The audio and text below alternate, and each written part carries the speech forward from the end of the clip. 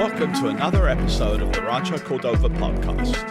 I'm your host, Charles Lager. Today, we're joined by a guest who's been making waves in our community in Rancho Cordova, Councilmember Joe Little. Joe is one of the youngest members ever elected to the Rancho Cordova City Council, representing District 3. He's been described as part of a new generation of leadership, someone unafraid to challenge the old guard and bring a fresh perspective to city government. He has also made history as the first city council member ever elected from Lincoln Village. And for the first time, this neighborhood has a direct vote in city decisions. And his election brings fresh ideas, energy, and a younger perspective to Rancho Cordova leadership. Welcome to the Rancho Cordova podcast, and I'm your host, Charles Lago. Councilman, thank you for joining us. Thanks, Charles.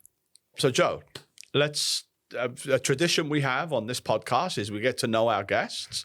So why don't you tell us about where you come from, tell us about your parents, growing up, etc., stuff like that. Yeah, we moved here in around 96, 97 from Orange County in Southern California. Don't remember much from life before then. Moved into a neighborhood north of Carmichael in a really modest home, had a really modest upbringing. One brother who currently now lives in Hawaii, and just him and both my parents. And mom was the breadwinner at Mora Little State Farm Insurance. She still works there today. And it was a really unique experience that not a lot of young men get to enjoy, which is having your dad as a stay-at-home dad, coaching every sport, being at every event. So, she was Superwoman in a lot of ways, and he was Superman in a lot of ways, in different ways. And it was a really, through trials and tribulations, a happy family. And I think I owe everything to who I am today to how I grew up, in the closeness of our family. And where did you go to school? Tell us about your schooling. Yeah. I started in kindergarten through 8th grade at Our Lady of Assumption in Carmichael, uniforms, the whole thing. Went to Jesuit for high school, was there all 4 years. Played football, rugby, that kind of thing. Wasn't very good at it back then. And then I went to college, started at San Diego State for 3 semesters, needed to switch up, transferred to Gonzaga where all my friends were. And college was a blast. And after that, if you want to hear about all my schooling, I took a year off in between college and law school. And I worked in a cubicle at some company in Folsom doing retirement administration for benefits and stuff, 401k plans and the like for small companies.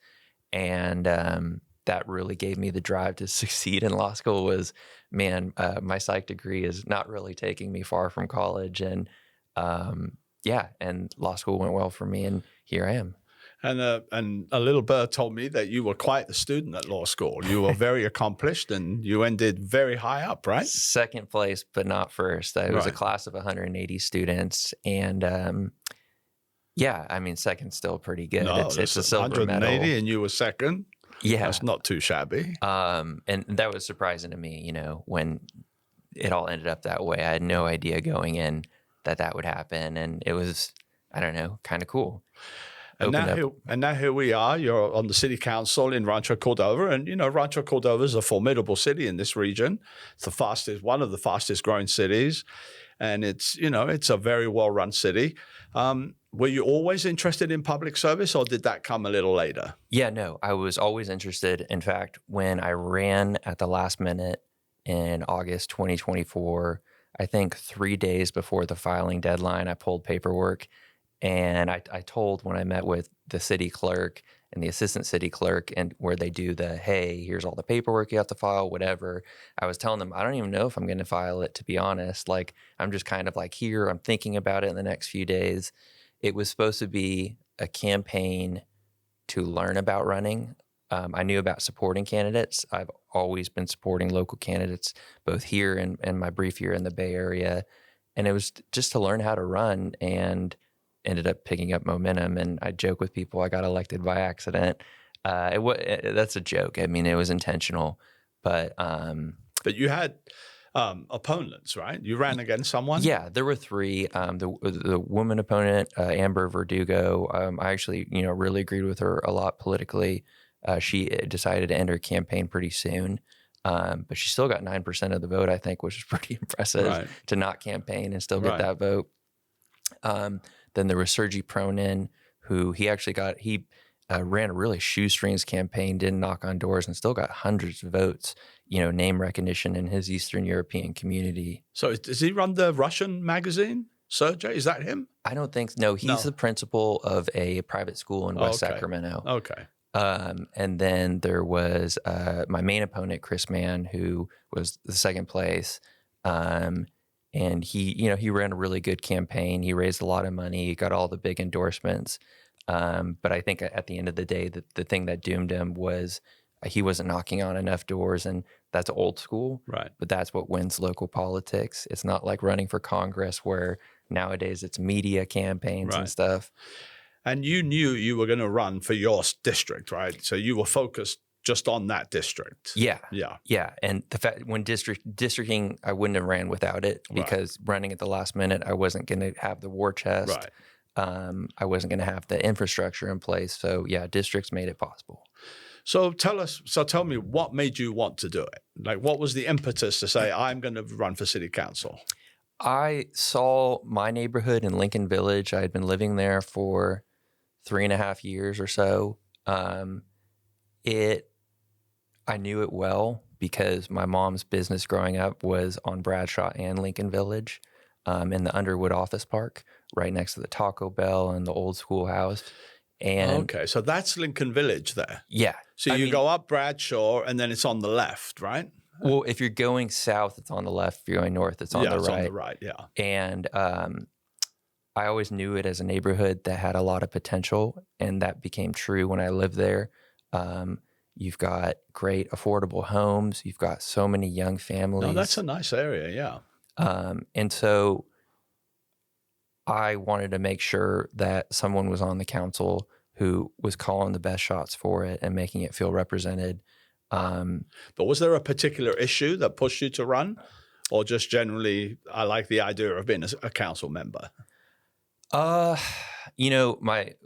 thing that really pushed me to run when I first considered it was, we need more attention to uplift this community, beautify it, make them feel more represented. But, as the campaign went on, I really leaned into, my political ideologies and my background and said, hey, it's not just Lincoln Village, but we also need, I think, someone who thinks like me and who has my values on the council. So, the message really changed quickly over the campaign. So you go and you tell your parents and your friends, hey, I'm going to run for city council. Were they supportive, skeptical, crazy? What was the reaction? I think I told my parents. My dad, I think, was silent, even though silently supportive. And my mom said, I think that's really admirable. You're probably going to lose. And I said, well, thank you. I can always count on you for the straight truth. Thanks for the support. And I know that, Mom, by the way. Yeah. I know that. They were really, really shocked because it was so random for them. I had never talked about running. They knew I'd been involved in local politics, but it came out of nowhere to them and to me too. So now you're in. What was that experience like? What is it like to run for political office?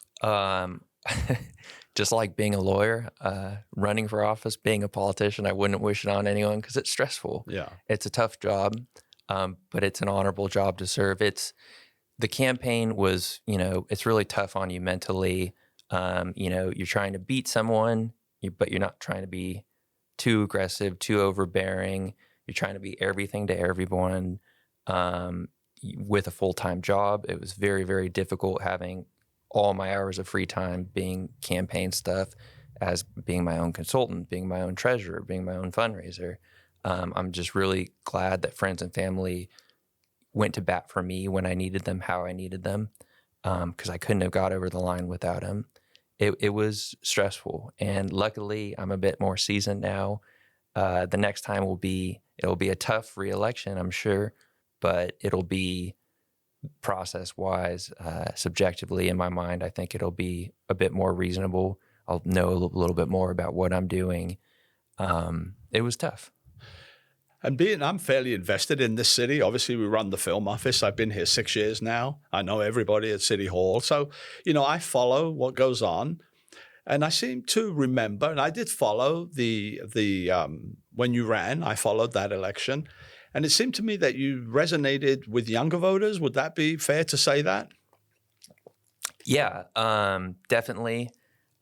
When people opened doors and they saw you, baby face. the baby face, and you just saw that with the New York City mayor election. Right. Regardless of how you feel about Mr. Mondami's politics, people want young voices. Right. No, I agree. They want people who look like them, who sound like them, or someone And you think know. that helped you being younger? Because this city, it's an older political interface, so to speak. They've been here a long time. So everybody, they have good name recognition, right? David Sander, everybody knows David. Right. Everybody knows Linda Budge. Right. Did that help you, do you think? I think so, and especially in a neighborhood like Lincoln Village. I mean, the city does great work in all 5 districts, but there is a perception for sure in Lincoln Village and in Countryside, which I also share in my district, and even at the Mather Veterans Village, where that's part of mine too, is people didn't feel like they had a voice. Right. And whether or not that's true is and not... you heard that? Right. And it's not true whether or not, it's not important whether or not that's true. Perception's reality. And so the messaging was about giving them a voice. And when I get elected, I'm not disappearing. I'm not going to magically just stay off social media. When I was knocking on doors, I was telling people, and I kept that promise, is here's my real cell phone number. It's going to be on the city website if I win. It's there today. Wow. People all the time pick up the phone and call me with their issues. Right. And they like, being able to reach me directly. Told people knocking on doors, 24-hour email policies. I don't care if I'm on vacation. I don't care if I'm on a trial or what. You send me an email, and if it's... You're going to answer. I'm going to answer within 24 hours. So was there, and you've been pretty vocal. We'll get into since you've been elected, but you're pretty vocal, right? You don't hide your feelings and you don't hide your thoughts. But when you were running, were there any main themes that you ran on? Was there something in particular that you said, I'm running on this? Or was it just a general campaign? I mean, the key values I was sending out were traffic safety, creative ways to address the housing crisis however we can, affordability, especially in a working class neighborhood like mine. Those were the key themes, things like that. But the real message, as I told people on many doors, is you're not voting for me. I was like, check out my opponents. They're great people, great families. You're voting for the opportunity, our first ever newly created district, whoever it is. And I was the seller of that message, not so much myself. But people tend to like the person selling the message. People felt I was honest and transparent, which is in this political climate, both left and right, we're looking at record numbers of distrust of government on all levels. Right. And so people want a regular, even imperfect person up there because they're tired of the same old of people who can speak perfectly, look perfectly, but their politics are imperfect. Right. And what was your connection? Was it door-to-door, social media, public events? What was your main thrust? I would argue social media might have even hurt me because I was far less polished during the campaign. I'm not polished now, but I was even lesser polished back then. It was the door-to-door knocking. And honestly, it was leaning into being a Democrat in a 2-to-1 blue to red district. As even at the local level, there's very few things we do that are left or right at this level. One could argue, but we do live in a politically polarized climate, and so when your base is largely blue and you are blue as a person, that was also key messaging too. Is like, don't you want another one of us up there? What surprised you most about the campaign?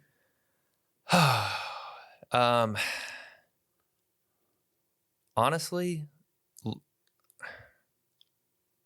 not too many surprises other than things people wanted to talk about.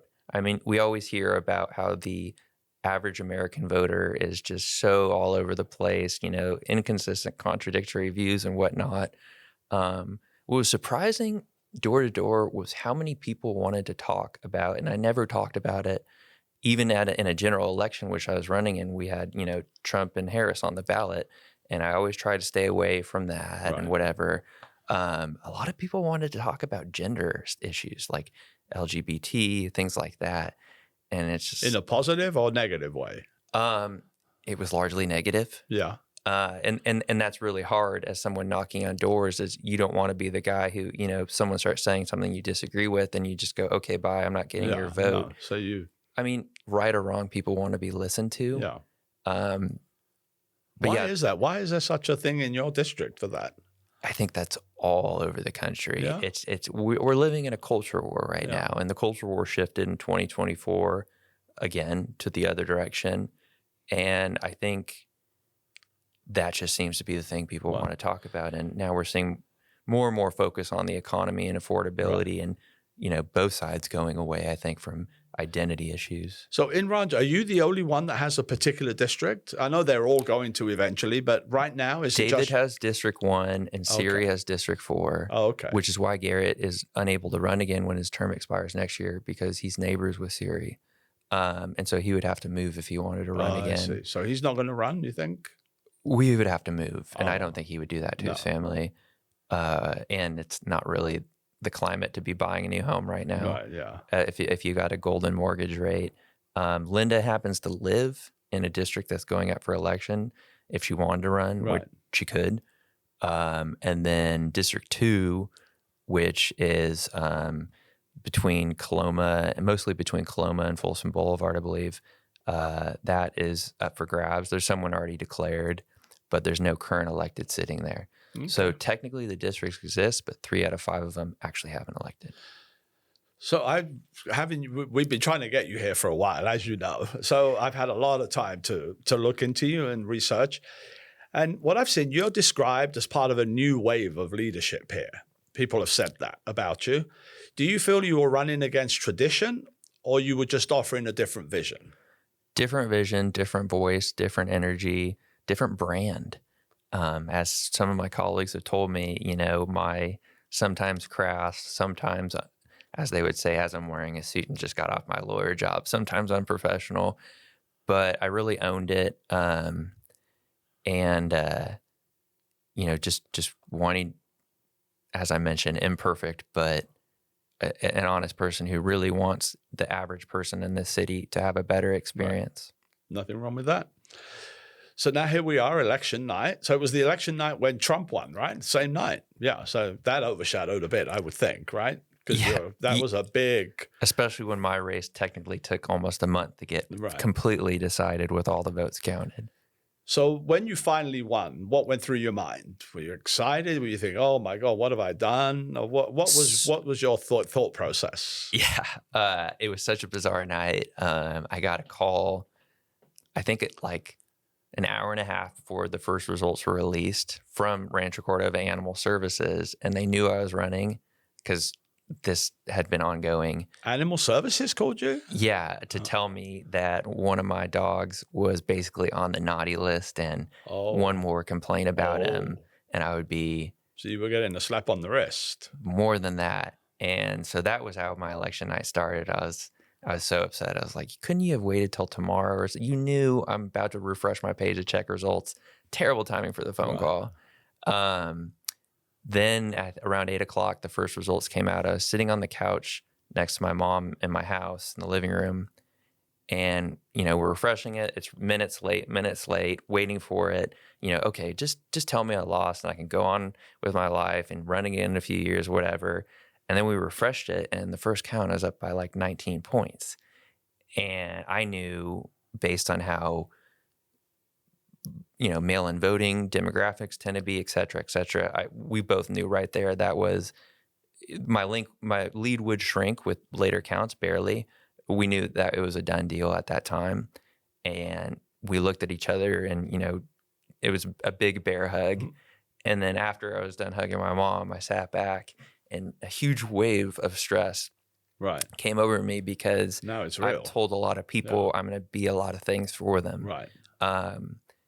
And that went away pretty quickly. Challenge accepted. I can do it. If other people can do it, I can do it, even with a full-time job. So it was stressful in that moment. And I would say that the first few months were really a honeymoon period for sure. So almost as we sit here, it's been a year, right? Almost since you've been on the city council a year. My swearing in was December 16th. So next month will be the so true. it's a year. Yeah. What were those first months like? Learning. Lots of onboarding with, we actually do a really good job training. I was the first council member to benefit from council member training. Siri was supposed to be the first one, but she got elected right when COVID onset, and so she didn't get it. Who does that training? Different departments. There was a lot of them. Oh, so it's within the city, though? Yeah, there's meetings with city attorney. I mean, Micah was at all of them, but there's meetings with city attorney, public works, city clerk, you name it, communications. And so they're basically telling you how the city runs, how it works. Yeah, and what they can do for me when I need it, right. et cetera, et cetera. Here's, how much we collect on sales tax. Here's how much we have in reserves, all that stuff. That's good, though. Yeah. Yeah. That must have been very interesting, I would think, right? Yeah. And I tried to soak it all up because I can only be as good as, working in reality, and they were giving me what the reality is. It was in some ways very intensive, but well worth it. I mean, I missed a lot of work to do it, but I had to make it up on weekends. And also meeting everyone, because while I've been engaged in mostly Sacramento City and other places with local politics, no one knew me here. I didn't know anyone. And there was a lot of people to meet, a lot of morning coffees the first few months of election, coffee with my colleagues on the council, coffee with local nonprofits, power players, things of that nature. So it was very, very busy because, everyone wanted to meet me and I wanted to meet everyone. Right. So it must be, I always think a president runs and then all of a sudden they get briefed as to what's really going on in the world. And it's a big shock to them. And they think, all the things I said on the campaign, if I had known about this, it might have been a little different. Was there something similar to that with you that not shocked you necessarily, but you thought, wow, okay, I didn't know. This is a bit of a shocker, I guess, a shock. Yeah. Well, I think in a lot of, not a shock, I wouldn't describe it as a shock. No. And I knew during the campaign, a lot of things you quote unquote promise are, everyone knows you really can't, at least not overnight. But it was mostly value signaling, during the campaign policy platforms, letting people know, you're pro affordable housing, you're pro of robust infrastructure, our roads, traffic safety, housing affordability. How you achieve that's a different story. And, definitely there was some learning periods in the beginning about barriers to some sort of things. At the end of the day, it all comes down to money and how much money the city has to spend and how much influence you have as a council member to direct certain spending decisions, things of that nature. But it was learning about the system and how it works. And I like to tell people, even after the city onboarding, those first 6 months or so, I truly soaked it all up, everything I could, because, it sounds corny, but knowledge really is power. Right. Yeah. So how do you prepare? Like I do look at the council meeting agendas. It sort of interests me, and I get them, they send them, and I look, and then I say to myself, okay, if I was a council member, how do you prepare for these things? Like, so I get them. Do you get them in advance? We get them at the same time you do. Yeah. And I think that's pretty standard. I would love to get them earlier because we get them on Thursday evenings or afternoons. And then the meeting's Monday, right? Right. Generally. Mondays or Tuesdays, we're supposed to ask all questions beforehand. And even though no one obeys that rule, but technically you're supposed to ask questions beforehand and not at the meeting. But okay, well, I've read it Thursday night. I don't even know what questions I have yet. I need to let it marinate. Right. Oftentimes the questions don't arise until Sunday Sometimes night. it's complicated. Right. I mean, I read it and I think, many conversations to be had. Community has feedback. It's a tight window, which I think is why you see what actually happens is generally, I think most council members just kind of, flip through it like a magazine or reshuffling a deck of cards almost, and just, okay, I understood generally what we're talking about. And I'll be seeing for the very first time when I go up there what the actual presentation is. And so I get a lot of critique for being on my phone at council meetings, even though my colleagues are on their laptops, doing other business, whatever. But the reason I am, and I'm listening, but I read the packet in detail. I took an hour to read it. I read every word of every slide. Well, you're a lawyer, so. Right. And so it's easy for me to flip through huge amounts of material. Right. So I already know what's being said, and I'm listening in case I hear something I don't already know. So for people listening, yes, sometimes Joe Little might be scrolling through Twitter on the dais, but it's only because he might not need to hear someone read something he's already read. And that's most of our staff presentations are word for word reading the PowerPoint. Right. Do you like the council meetings? Sometimes they're interesting. For a long time, yeah. There's some stuff I want to change about them. People think it's weird that we still do a prayer. And I know we do a multicultural prayer. We've had several Hindu prayers recently. But that is kind of a relic of no one really does that anymore. I do wish we wouldn't have the word for word PowerPoints, and, it's okay for council to come with questions. It's natural. Like we said, that tight window, you can't have all your questions answered before then. It could be a little bit more chop. But, sometimes it's interesting. Sometimes it's, chaotic. We recently had a few, tough issues, and it's like, I'm not a performance actor up there at all, but that's your one time to raise these issues in the public light. So it's kind of like putting on your game face. I'm ready to go talk about this for the public. Some are more enjoyable than others. And public comments? Do you like public comments? They're always fun, right? Sometimes. Yeah. We don't have very much diversity of public comment. It's mostly the same people, and I love the people who come all the time, and they're friends, and I can count on them. I don't miss a meeting, and neither do they. That's something I credit myself on, is I don't miss a meeting. But so for me, on the personal thing, so you're in a council that has a body of elected officials that have been together a long time, so they know each other very well. And there must be a time when you are going to say something that goes against the norm, goes against the grain, and you have to make the decision, am I going to be the rebel here and say it, or am I just going to play the game? And it seems to me that you just go ahead and say it. It may look like that. There are a lot of fights that aren't worth fighting. If you fight every battle, people perceive it as you just want to stir shit, you don't like us, you just want to create havoc to raise your political platform or whatever. It's no, I pick them very carefully. So I don't always speak my mind up there. No. Sometimes it'd be futile too, if I already know it's going to be a 4-1 vote. Sometimes it's not worth getting on that platform. I mean, you saw I was a no on the AI vote, but I didn't give any comment, critique, analysis, which was actually, I think, the first time I've ever voted no on something without saying why. It depends. You don't want to grow tired, both to your colleagues and to the people. But I often do. It's not easy speaking your mind because the backlash, the Facebook post trying to raise awareness with issues, there's a lot of people saying thank you, but there's a lot of people, who have their torches out or don't like me or whatever. And it's not easy for me. I don't enjoy it, but everyone has their role to play. I've seen, and I do follow the local Facebook groups, the Rancho Cordova.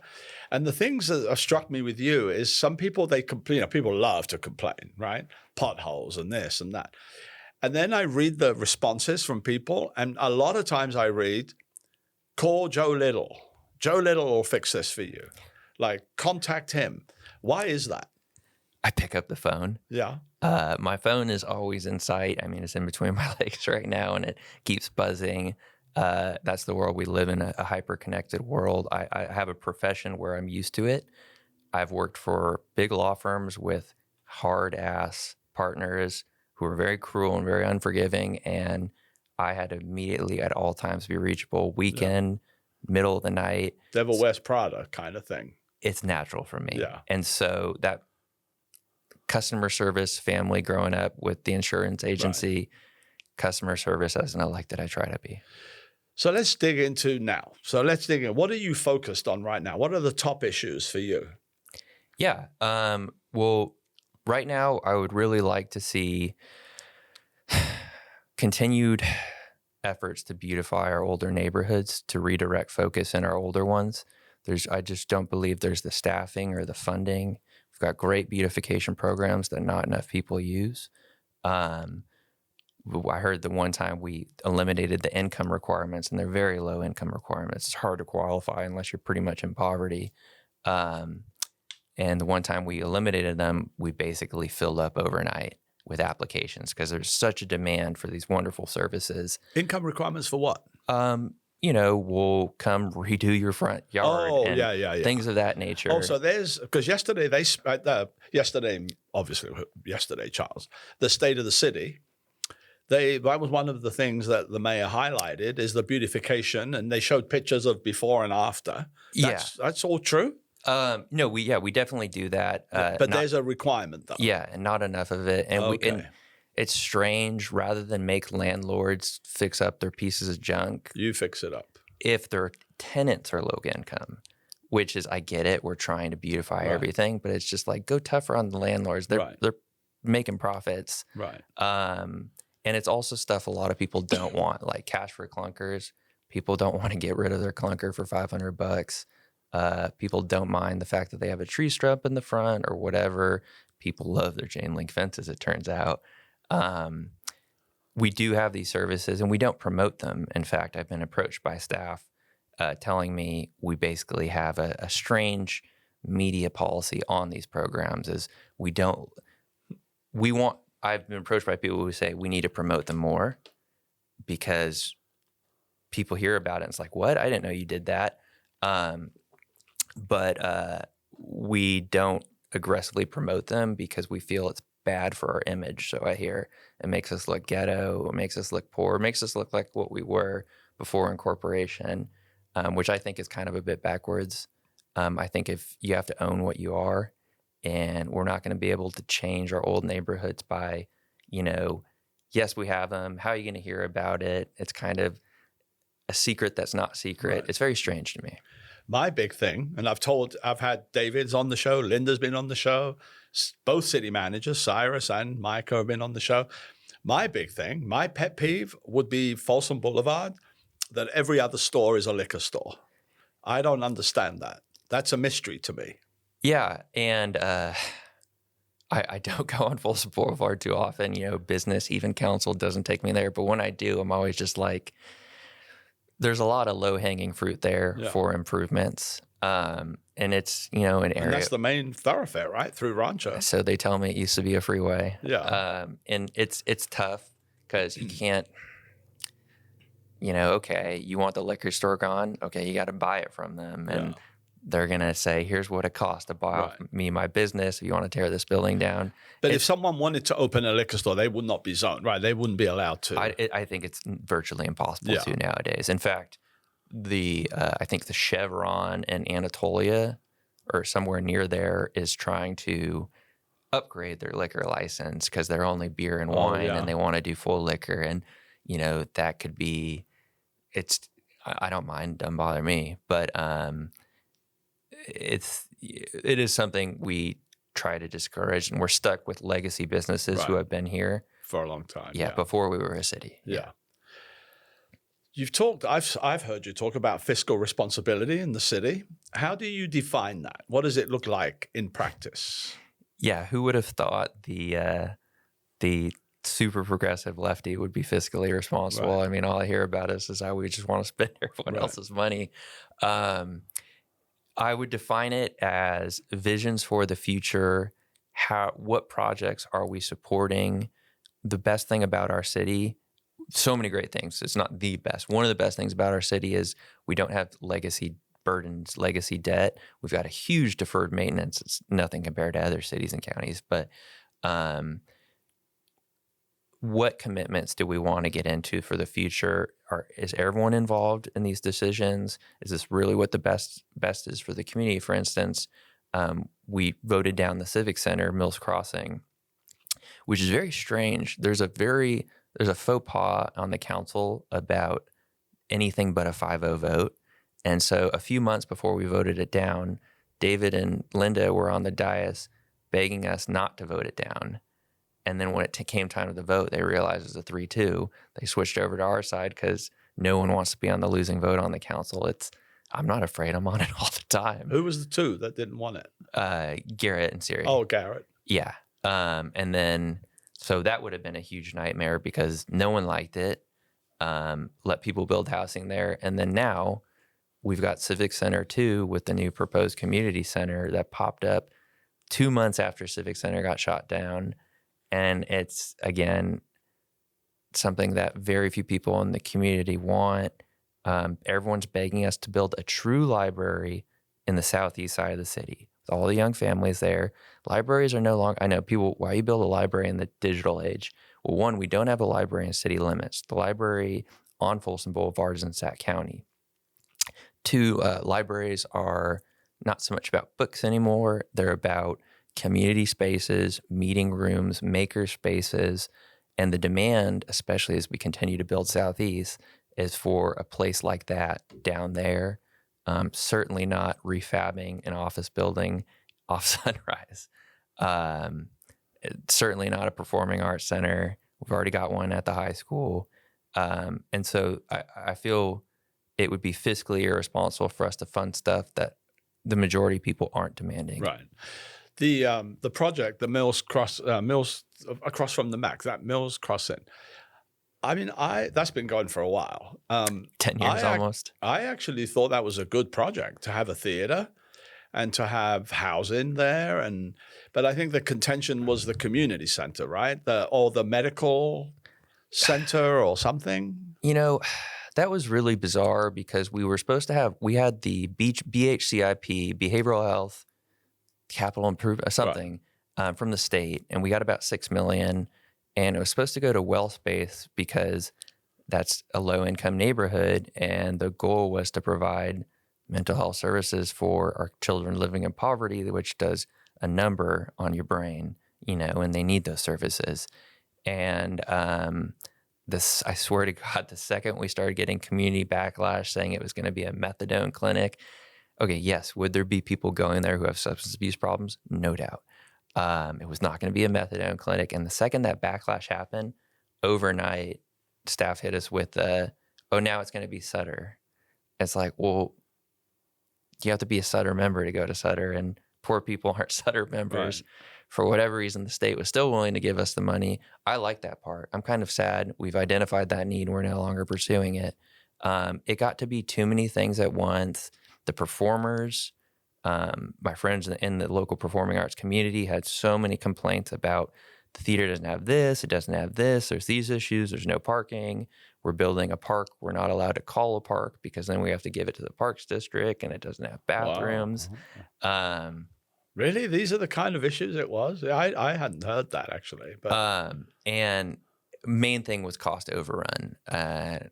We have a project in the works for about a decade, and then we finally get at a special workshop session in the spring what the true cost is going to be.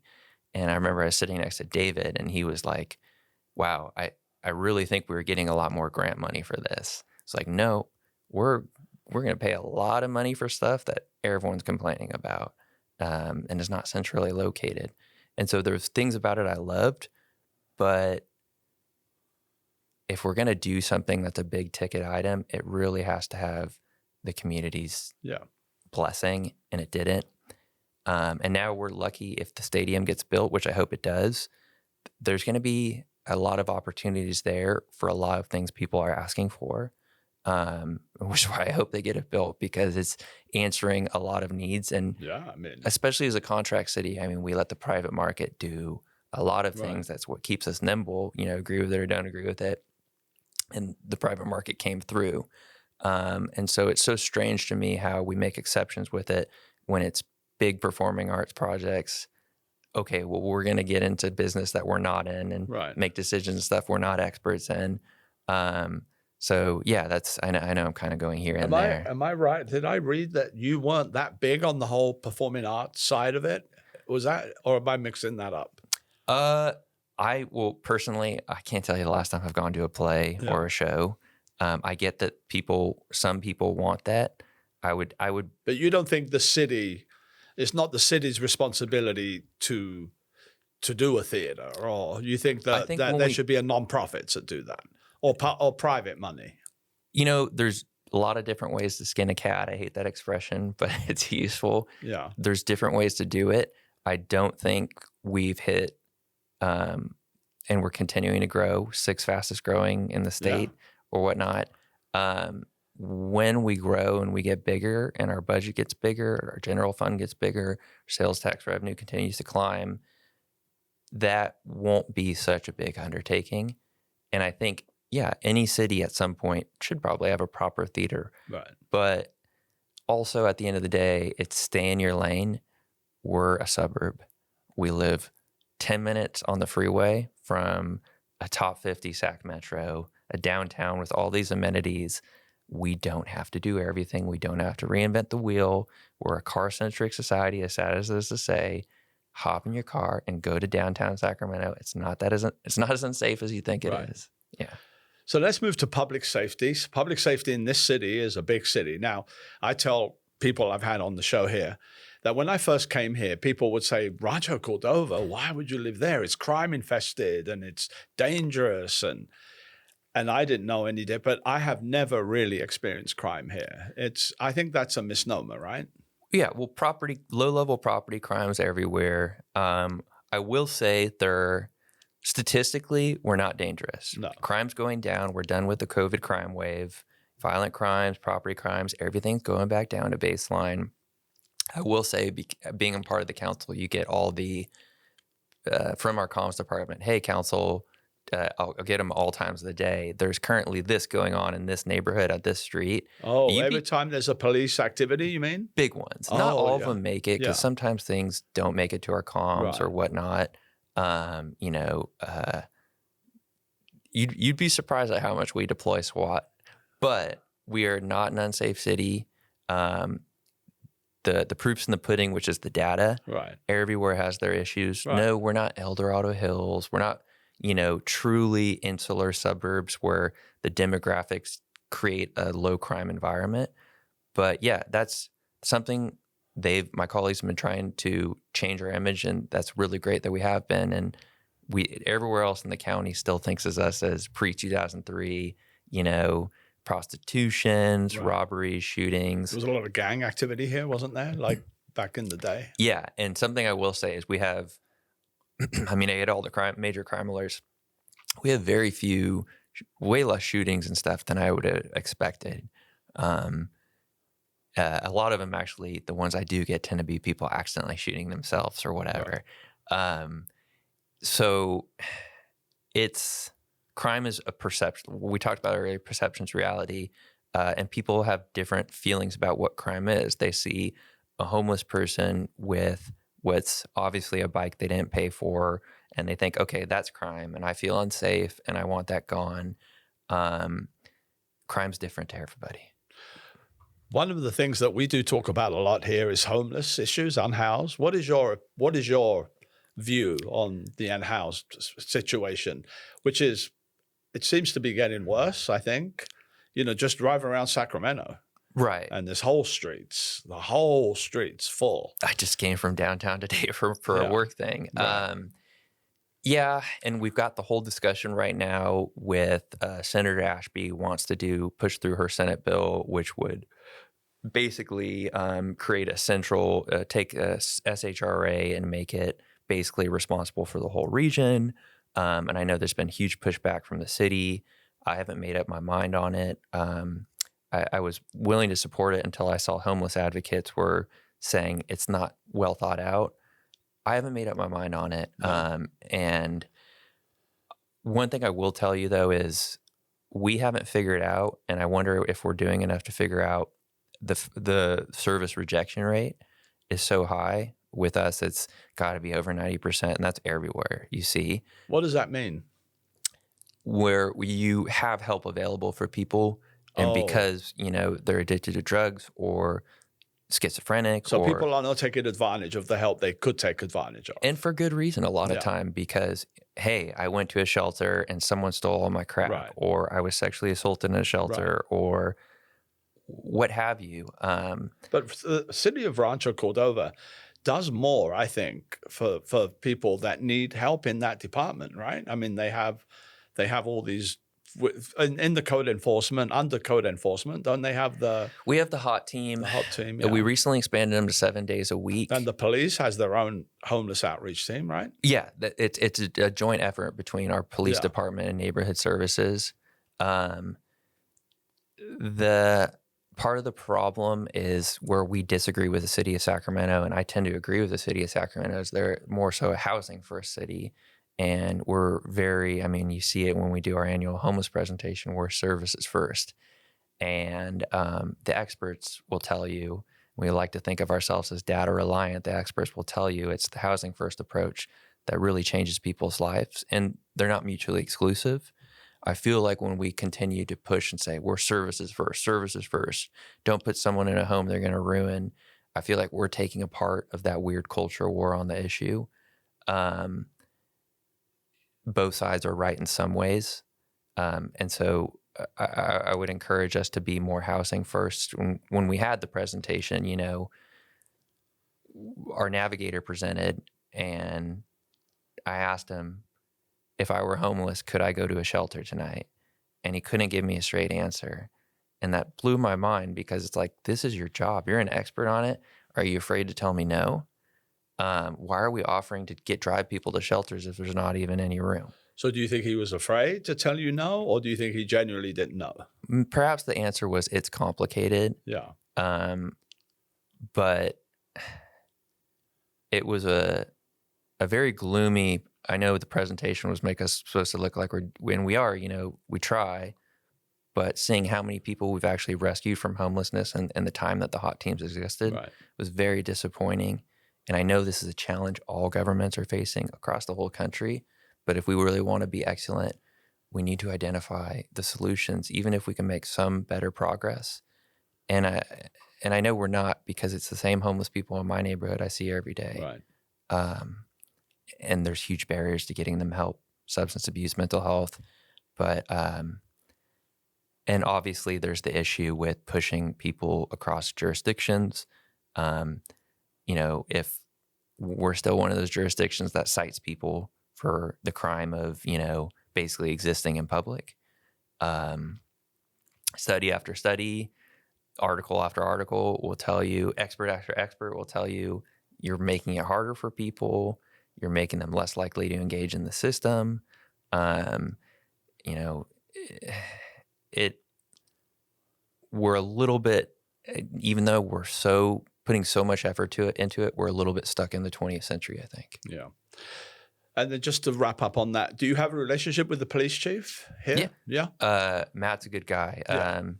He's actually, it's kind of, I'm not prohibited from sharing it. I understand that he's actually retiring soon. Yeah. And so we'll have a new one soon. Yeah. But he we had Brandon Luke on the show here, and then we had Matt Tomeo. So now I guess we'll have the new one. Yeah. Yeah.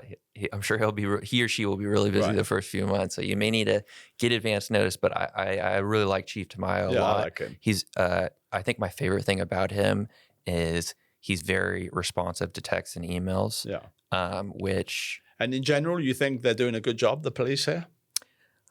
I don't know as a layperson if I'm qualified to say whether or not, sometimes driving down my street, I'll see them, it's easy to remember the times you see them doing something you don't want them doing, but you don't know what it's like. Yeah. We're a local government. We have a PD, it's always healthy, I think, to always be critical and questioning of police, given the power that they have. But I don't think I have a reason to say like, across the board, they're not doing a good job, or I have these major structural changes. I think the conversations that have happened since 2020 after the George Floyd incident and all the protests and stuff, I think have, the societal pressure have driven positive reforms in policing. In some ways it's been bad for policing because now no one wants to be a cop. Right. And there's staffing shortages everywhere. But I think we have a good PD from what I've seen. I think so. Yeah.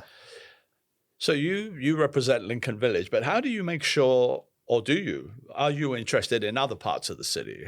Do you get involved in other parts of the city? I pick up the phone for anybody. Yeah. I try to focus my attendance of events to Lincoln Village countryside events, the schools in my district, 4 public schools.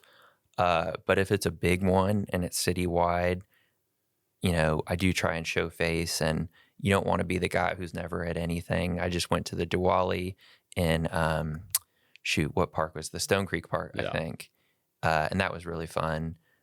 So yeah, I try to be everywhere, but at the end of the day, and I'll help anyone who calls me with their issues.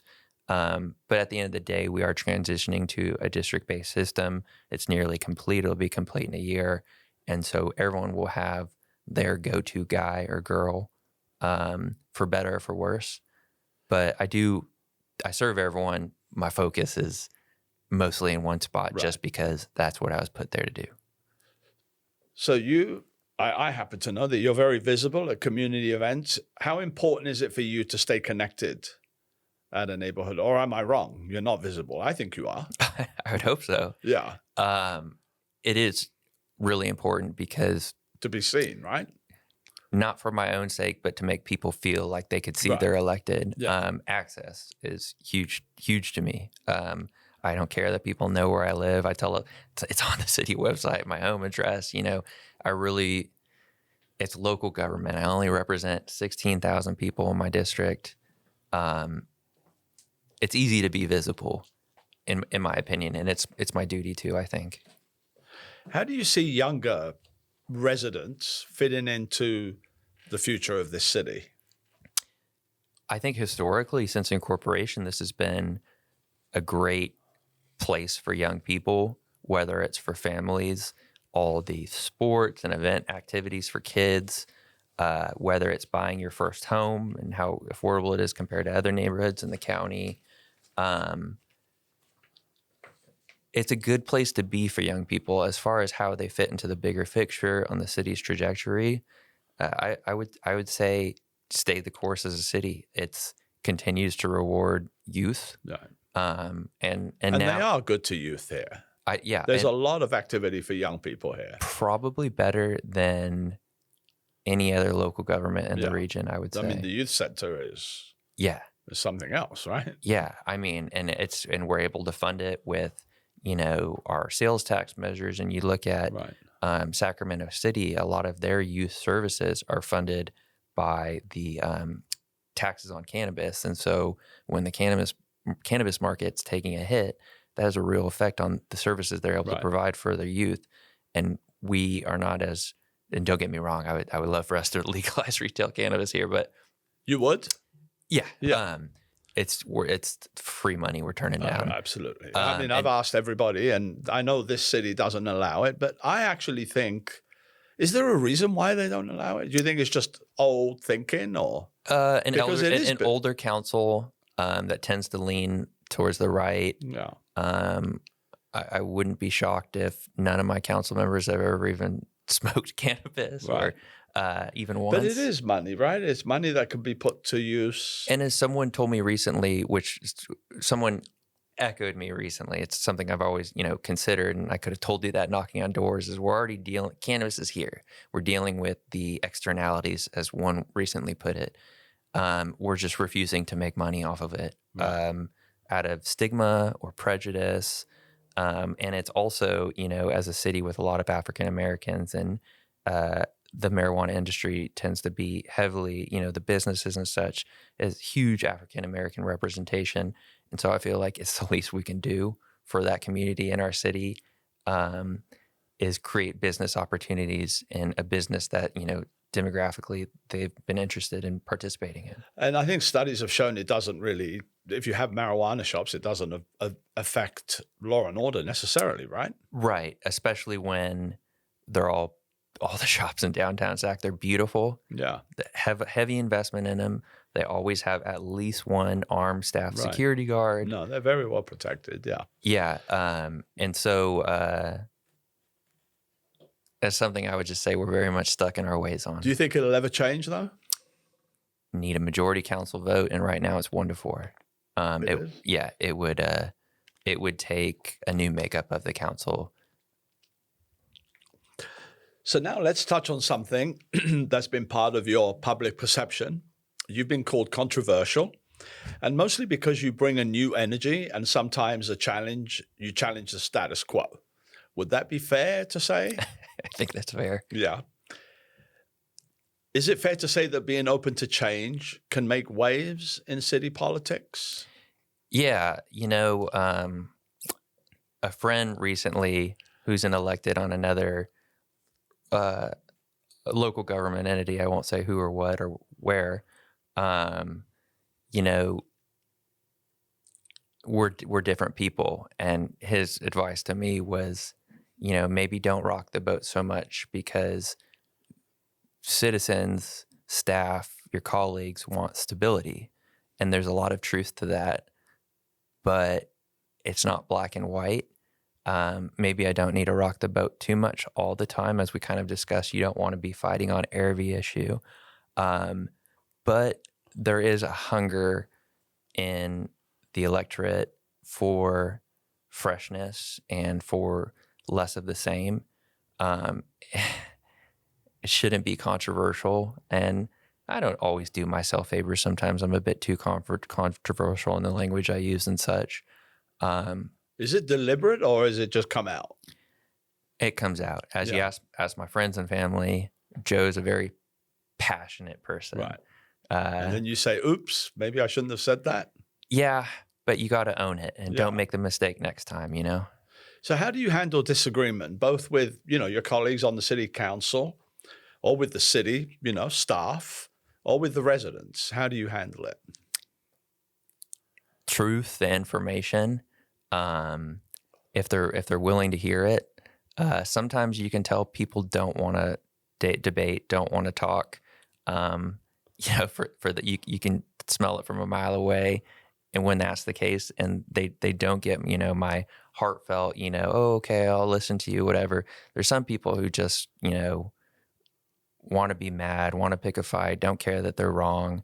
And I will say this is a new experience for me, being parachuted into a city that's existed for 22 years. I've got lots of staff who aren't my staff. They're Micah's staff. I've got a 5-person council, and I'm kind of the black sheep. So it's very sometimes stressful, I would say, having, employees you can't control, being a part of an elected body who, I'm a doer. I think of myself as more of an executive, and having to win over the hearts and minds of people who aren't going to see my way from day one is tough, and it's frustrating. And sometimes I think I don't always control it the best. There's been times where I've been very harsh on staff. There's been times where I've, harshly critiqued my colleagues, and sometimes I'm in the right and sometimes I'm in the wrong. It's challenging, I think, being in a position where you want things to change. You think you're right and everyone else is wrong, but not being able to control, the city's destiny in the way you want. It's a unique situation, but I'm learning as I go. It's been a year almost now. It's unlike anything, there's nothing that could prepare you for this. Right. And everybody has to remember you're an elected official, right? So you were brought here by the people. Look at the national level right now, you got to elected, you got to own it. Yeah.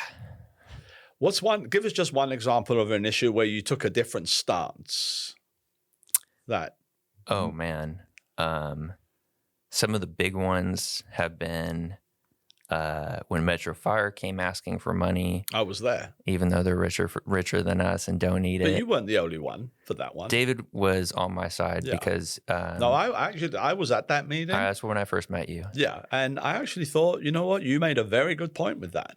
And David, I think it was David, who told me the reasons, and the reasons made a lot of sense.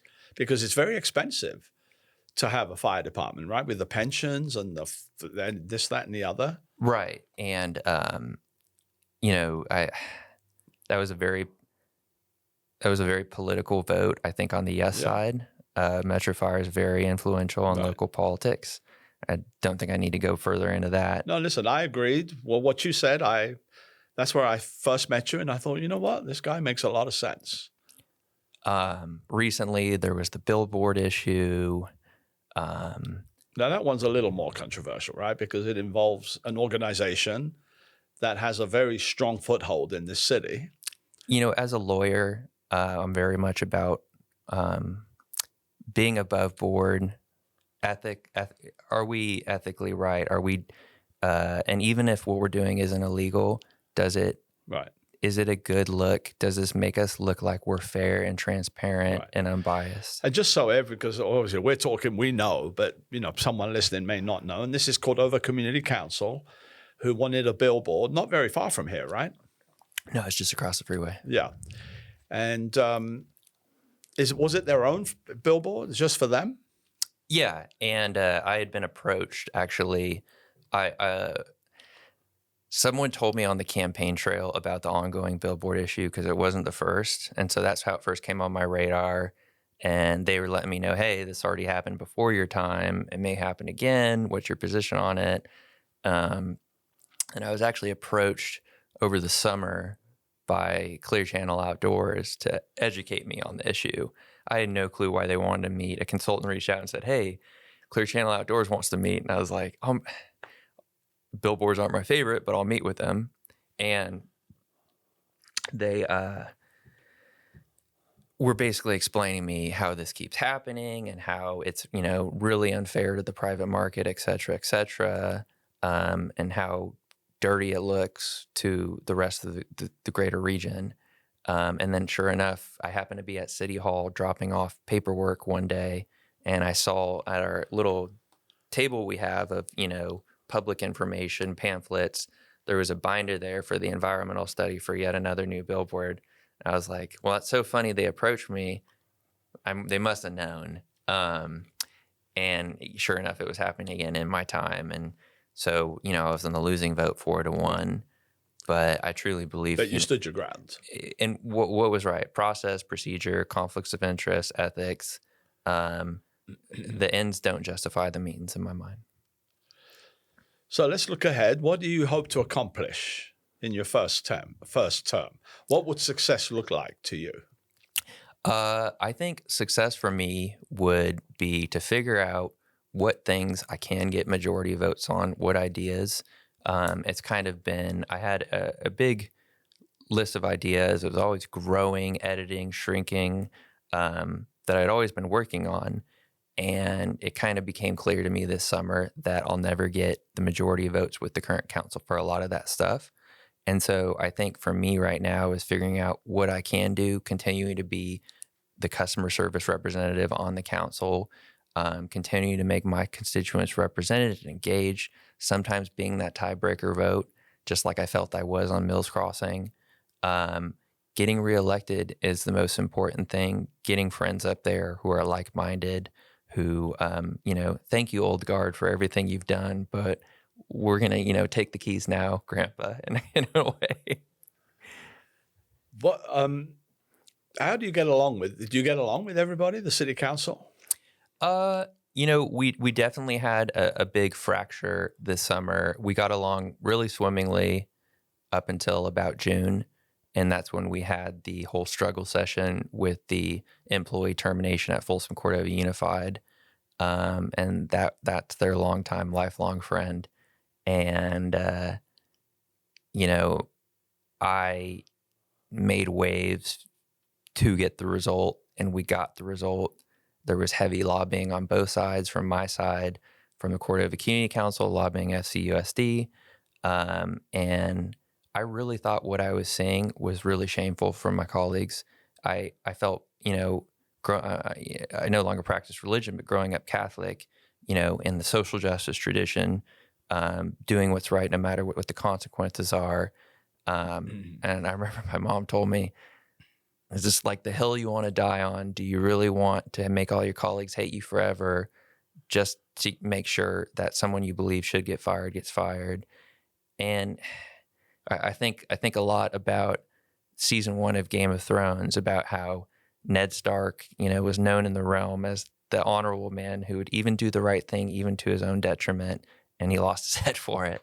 And in some ways, I saw it as that. I don't have a choice. It was something I felt was really, really wrong. And as an elected with a platform, and it made a difference. I connected with my friends who are organizers, and we swayed the vote. Yeah.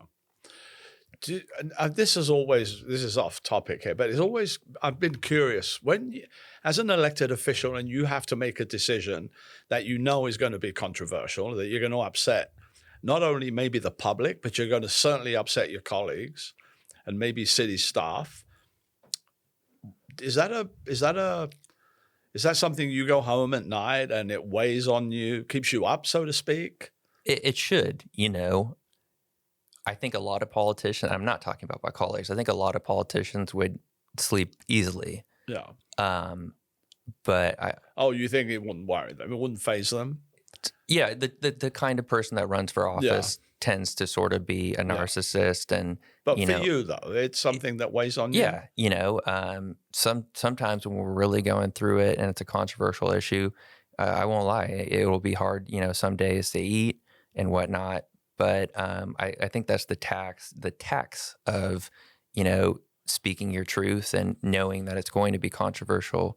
I get 8 hours every night, no one's not sleeping, but you definitely do take it to home. But I'm thankful I have a really busy job, a really rich family and social life, a happy home. And so there's plenty to keep me busy. If I was a full-time politician, I would not like that because, there would be no escape. Right. And I have so many healthy escapes. Right. Yeah. So what's your long-term vision for Rancho Cordova? Just briefly. Yeah. I think our duty, and given our history as a city, what we were inherited from the county, is continuing to uplift the working class people in our city. I think as a city of renters, too many, as I hear, I won't say that, but it's a very heavy rental market here, right? Yeah, as opposed to home ownership, right? And balancing the scales, putting power in the average person's hands, meeting their actual needs. And so that's part of me where I'm like, it's not even time to talk theater yet because we've got so much need and we've got multi-million-dollar budget surpluses. Obviously, the county is the social services provider, but you see cities up and down the state when it's healthy budget years, you basically expand on the gaps in county services and the bureaucracy that counties are inherently bureaucratic in California. And we are more boots on the ground. We're more able to meet people's needs. Yes, that is social services, their territory. Homeless is technically their territory, but no one can do it better than us. And we've got the financial health to help people in any way we can.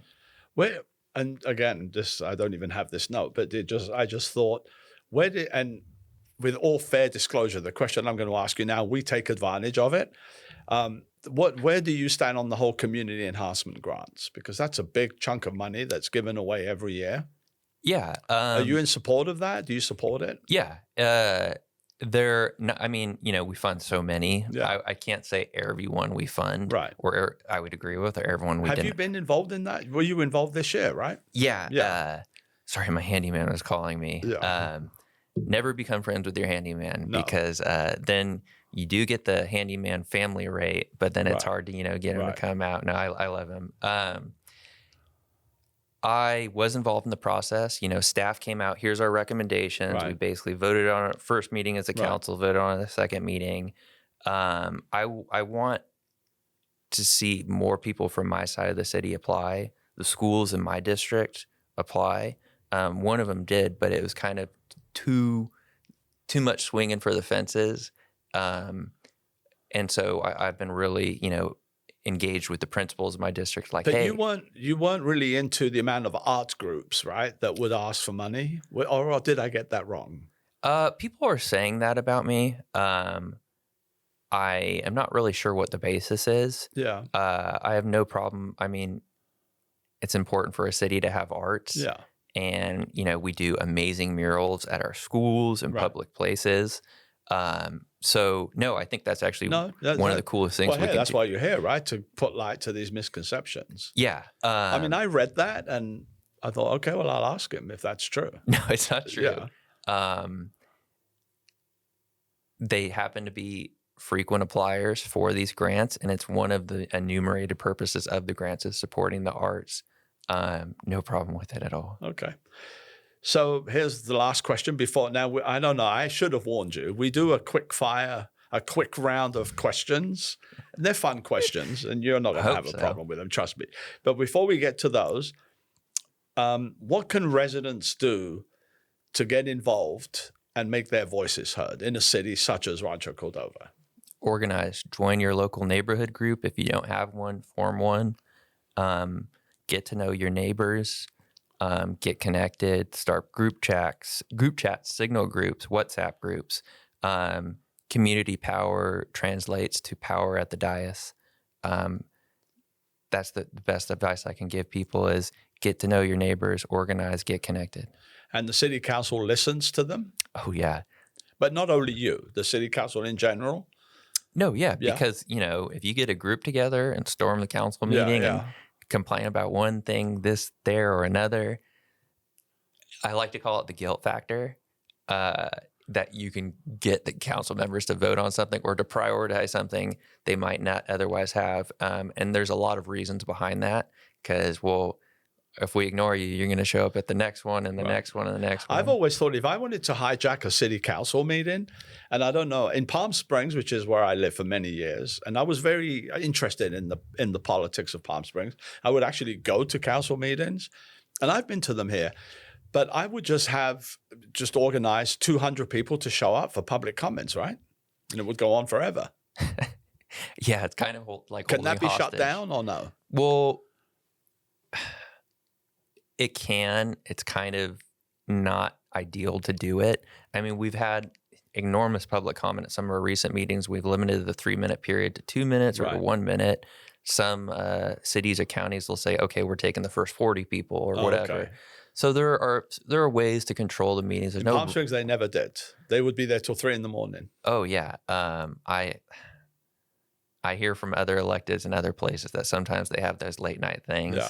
And that would be really challenging on us. To me, that's effective. It is. Yeah. It really is. Like I was saying, community power, call it whatever you want. But I mean, that's the oldest form of democracy, on a local level is really storming it. Well, council member Joe Little, it's been a while. I've really wanted to have you here.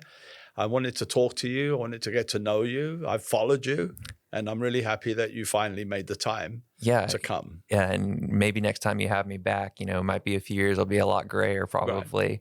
Right. It'll be interested to have you back in a couple of years when you have a little more under your belt. And definitely. Yeah. And, it'll be interesting to see what happens in these new elections next year. And, just keep on plugging along as people keep telling me, keep doing what you're doing. So there's a couple of new elections. Like next year, we're going to have new council member, right? District 2 and District 5. Are you, and this may be an unfair question, and I don't even know if you can answer it, but could you be instrumental in encouraging people like you to run to help you achieve your agenda? Is that something that could be done? Yeah, I could. And I do have a friend that is planning to run in one of the 2 districts. It is hard particularly District 2 is, it takes time and money to run for office, and that's a working class neighborhood. Right. So it's hard to find someone who wants to do it, and that's already hard enough. And then 2, finding a good candidate, it's hard to do in any neighborhood. Yeah. So there are structural challenges to it. It's something on my radar. I have reached out to people, and we'll see what happens. Yeah. But if not, just keep on plugging along. And finally, if you could change one thing about how the city works, what would it be? So, some departments need to be staffed more. I know we like to be fiscally responsible, But I heard that there's 90 people that work at City Hall. Is that right? Maybe 100 now. But even that to me seems grossly understaffed with the amount of projects that are going on here. It'll change as the population grows. Yeah. You know, it will. And that's how you, in some ways, you live or die as a city or a county due to staffing costs. And so obviously that's what we're trying to avoid as a part where, okay, now we're doing layoffs, we're doing downsizing, whatever. So that's what you would do, staff up? I think that would be a wise economic investment. It would make people feel more heard. Emails get answered quicker. To even give you an example from today, I saw on Nextdoor someone was posting that, you know, and I'm not denigrating anyone or any department or any employee, but our animal services is way better than most cities, but they were complaining that they couldn't get someone to come out to pick up a dead cat. And it was because we were triaging. We were prioritizing a live animal issues that needed our service. But wouldn't it be nice, you know, if we had the manpower to... yeah, I mean, nobody wants to see a dead cat or dog, right? I mean, that's distressing. Yeah. Especially if you're a dog lover like I am. I mean, I wouldn't want to see a dog there. Sure, yeah. And when you're talking about like code enforcement cases taking years to close or, you know, months to get picked up or whatever, it would be nice to make that investment in some ways, which is hard because as we talked about, the fiscal traps you can get into and the fact that, you know, as we grow, we're kind of a loose structure in a good way. You know, a lot of our employees wear multiple hats. And it's just something we're going to continue to get better at. Well, again, thank you for taking the time. It's gone a little longer than I thought, but I've really enjoyed having you here for sure. Yeah, it was totally worth my time. Yeah. So let's do this quick round of questions, and they're fun and nothing serious. But what is one word that describes, what personally drives you? Just to serve. If you feel like you've got talents, you've got a good head on your shoulders, I think you owe it to people to give back. What mistakes have you made? I have a temper, and sometimes I let my temper get the best of me. Yeah. And I've, you know, it's a work in progress, as we talked about, being parachuted in this position.